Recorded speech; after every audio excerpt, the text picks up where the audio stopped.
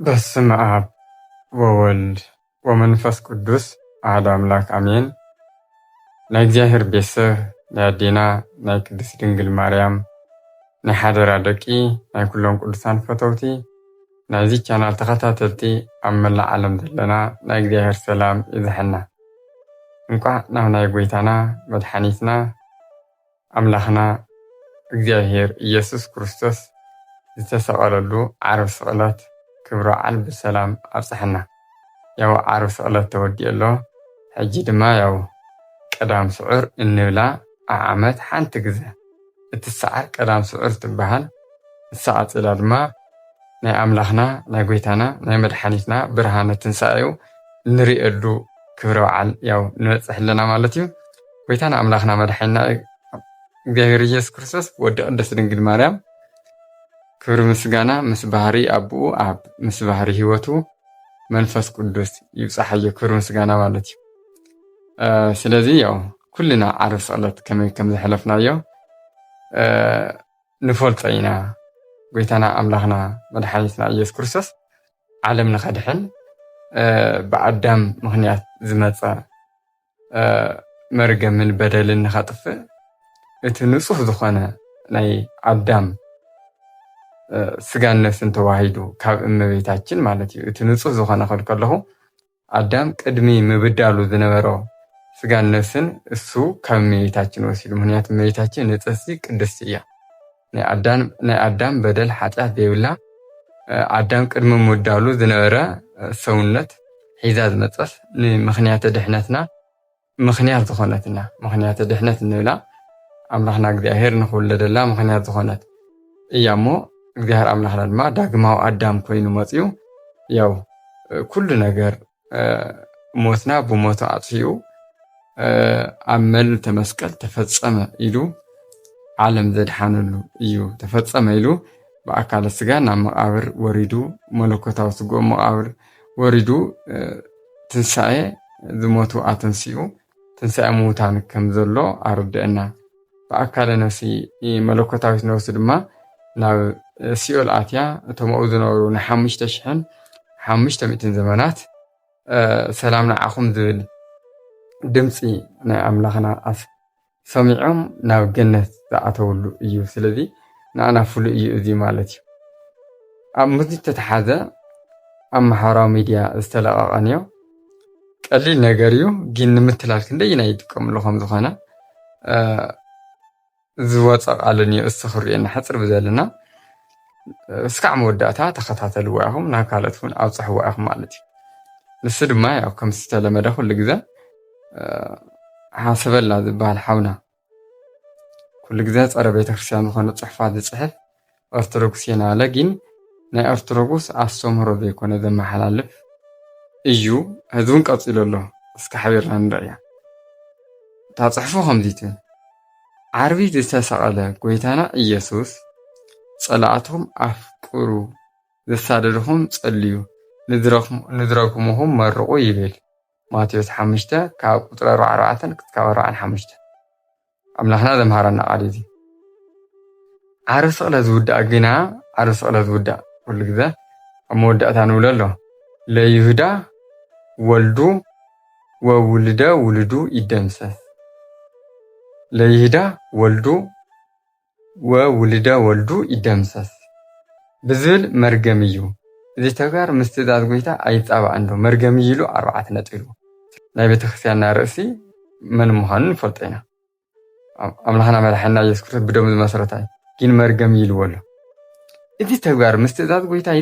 ኣይፃባእን ዶ? ሃዋርያት ጥንታዊት ቤተክርስትያን ከምዚ ዘሎ ስርዓት ነይርዎም ዶ? እቶም ንይሁዳ ዝረጉሙኸ ኣብ ቅድሚ ጎይታ ክንደይ ናይ እሙናት ንጹሓት እዮም ኢሉ ሓቲት ኣሎ።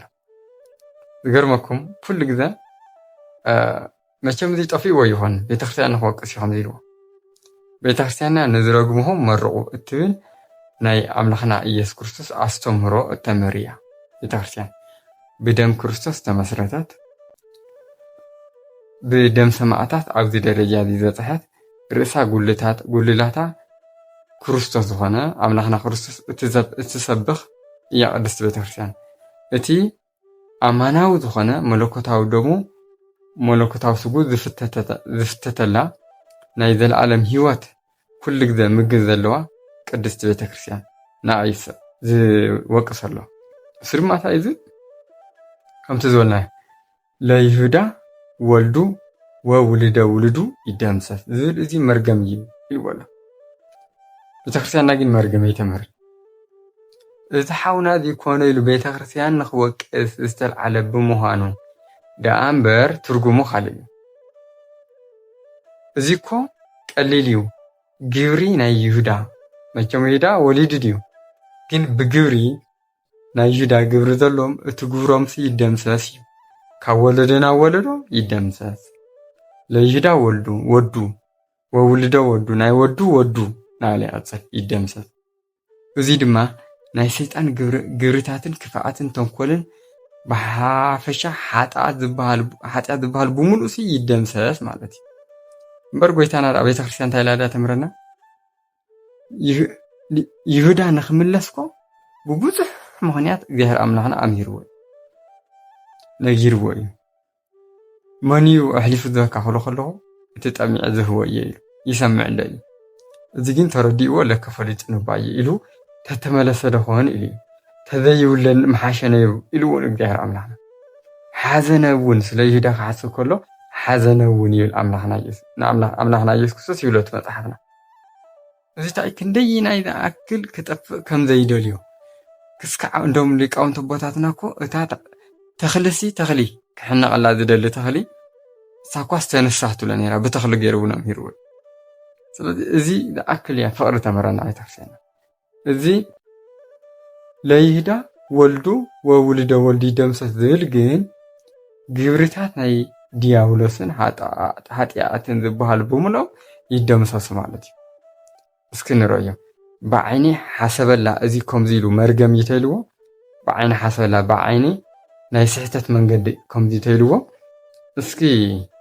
ኣምላኽና ኢየሱስ ክርስቶስ ዝበሎ ንርእዮ እንታይ እዩ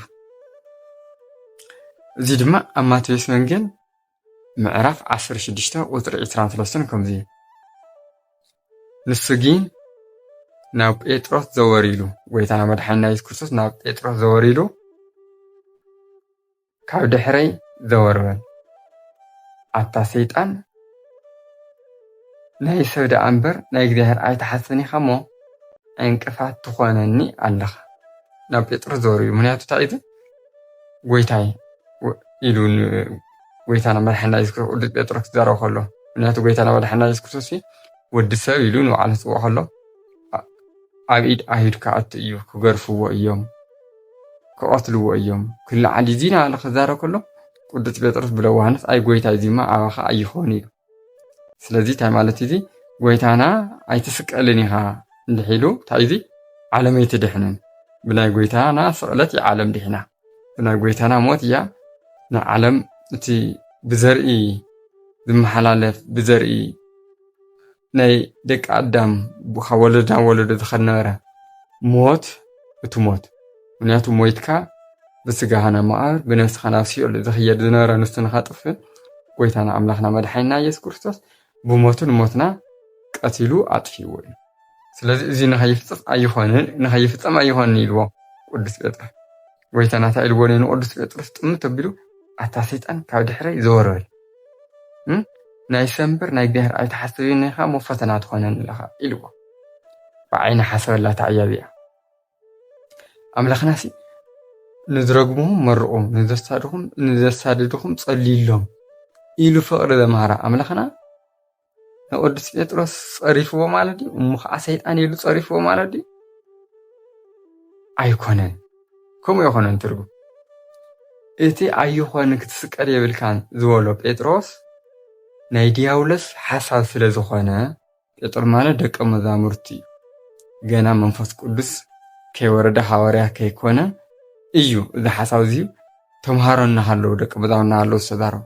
ስለ ንቅዱስ ጴጥሮስ ኣታ ሰይጣን ካብ ድሕረይ ዘወርበል ኢልዎ ግን ንቅዱስ ጴጥሮስ ይኾነን ንመን ደኣ ነቲ ክፉእ መንፈስ እዩ ኣታ ሰይጣን ኢሉ ገሲፅዎ ዘሎ ናብ ጴጥሮስ መፅኡ ብናቲ ሓሳብ ይኹን ምኽሪ ዝዛረብ ዘሎ ንኡ ኣታ ሰይጣን ዘወርበል ኢልዎ እዚኣ እንድሕር ተረዲኣትና ሓሰበላ ዝብሎ ዘሎ ቀሊል እዩ ክርድኦ ነይሩ እቲ ሓሰበላ ዝብሎ ዘሎ ንምርዳእ ቀሊል እዩ ሓጣውት ሓጢኣት ክፍኣት ተንኮል ክርክር ዘረይነት ምንቀይነት ጉቦ ብጉቦ ሃይማኖትካ ምሻጥ ማለት እዩ እግዚአብሔር ምሻጥ ማለት ኮይኑ ጉቦ ብሓፈሻ ብሙሉኦም ሓጢኣት ናይ ዲያብሎስ ገንዘብ ዝኾኑ ዲያብሎስን እዚኦም እዮም ለይሁዳ ወልዱ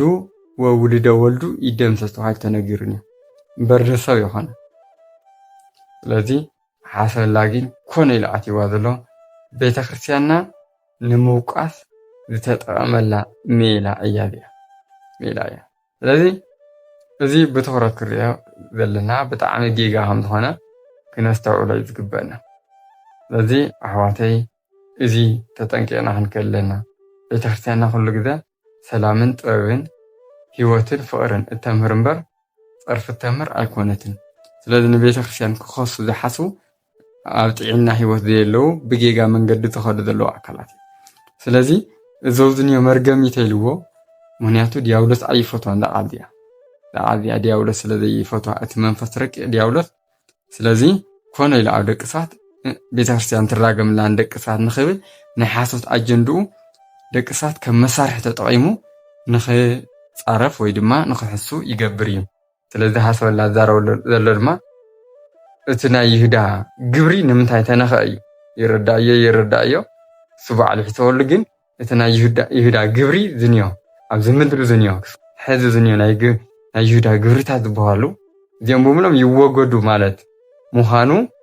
ተምህር ቤተክርስትያንና ንሱ ግን እዚ ግብሪ እዚ ንምንታይ ይንካእ ዝብል ስብከት እዮም መሓላሊፍ ትምህርቲ ማለት ስለዚ ኣምላኽና እግዚኣብሔር መስተውዓሊ ልቦና ይሃና ጥበብ መስተውዓሊ ይሃና እንደገና ብድጋሚ እግዚአብሔር ኣምላኽና ናፍቲ ብርሃነ ትንሳኤ ብሰላም የብፅሕና ስለዝነበረና ግዜ ናይ ኣቦታትና ኣምላኽ ቅዱስ እግዚአብሔር ተኸበረን ተመስገነ ይኹን ወስብሐት ለእግዚአብሔር ወለወላዲቱ ድንግል ወለመስቀሉ ክቡር ንዘለዓለም ኣሜን